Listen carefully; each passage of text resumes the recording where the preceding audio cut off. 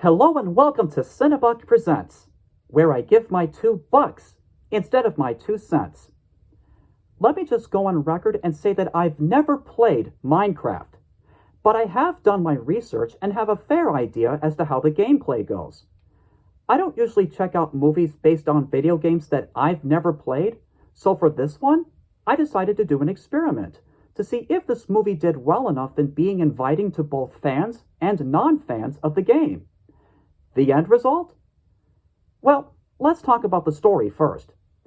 It starts off with a man named Steve who discovers another world known as the Overworld, thanks to the combination of a glowing cube known as the Orb of Dominance and an Earth crystal, both of which he finds in a mine.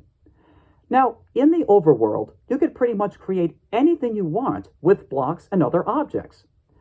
Through certain circumstances, the Orb of Dominance ends up in the real world where 4 ordinary humans, consisting of a former video game champion from the 1980s, a teenage girl, her younger brother, and a real estate agent, end up being dragged into the Overworld with it. There's an alternate dimension within the Overworld known as the Nether, which is populated by anthropomorphic pigs known as the Piglins. Their leader, named Malgosia, wants the Orb of Dominance for herself. At one point, the Earth crystal gets damaged. Steve tells the 4 humans that they need to go to the Woodland Mansion to get a new Earth crystal so that they could return home. They must do this without letting Malgosia getting her hands on the Orb of Dominance.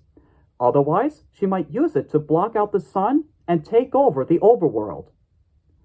Seeing as how I did not set very high expectations for this movie, the end results, unsurprisingly, did not disappoint.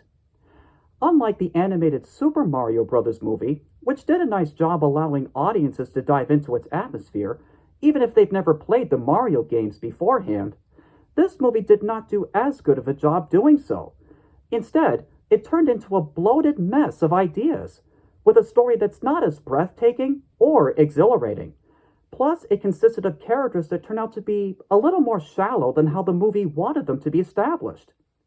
It's also perplexing at how creatively puzzling some of the ideas are, not just in the visuals, but in the writing as well.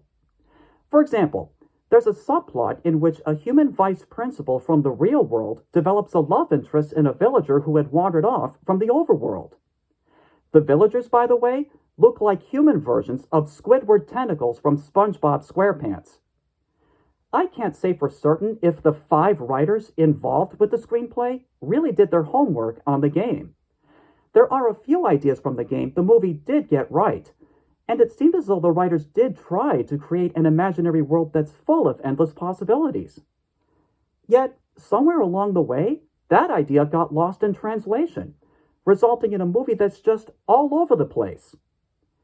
In the end, all that can be really said is that this is one adventure story that probably wasn't worth crafting. On a scale between 1 and 10, I give this film a 4.5. The way I see it, it's kind of bad and not something I'd recommend checking out. This is Renton Whitetail having given his $2 and signing off. See you folks next time.